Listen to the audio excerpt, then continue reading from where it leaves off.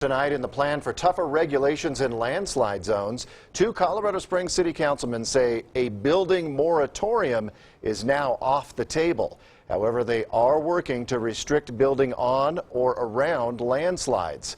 KRDO News Channel 13 Scott Harrison has all sides to this shifting story that you will only see here.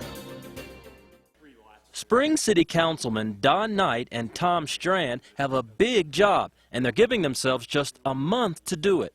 After seeing dozens of homes damaged or threatened by landslides, the two councilmen want to draft an ordinance to regulate and possibly limit construction in landslide zones. More safety and security for people that were exchanging, buying property that was already built or building new property so that they would at least understand the risks.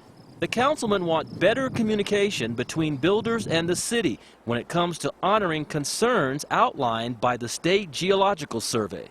I think it might be that our code was not specific enough on who is responsible. Because a lot of these areas doesn't mean you can't build in them. You just got to do further mitigation techniques, deeper footings or whatever. This effort is designed to make home buyers more aware of potential risks and avoid the kind of damage we've seen in the foothills.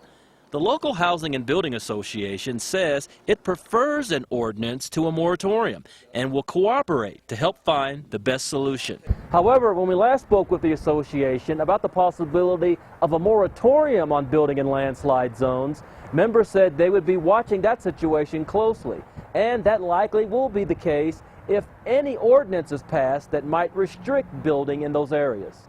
Unfortunately, an ordinance comes too late to help Bob Jordan and other homeowners faced with losing their property. It turns out that a $800,000 house could net $12,000 in the end.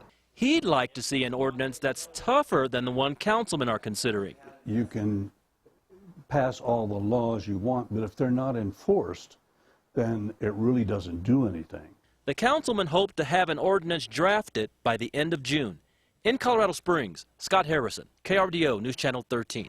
Good information. Thanks, Scott. The councilmen also want to follow the state geologist's recommendation for an in-depth study on soil conditions on the west side of the city.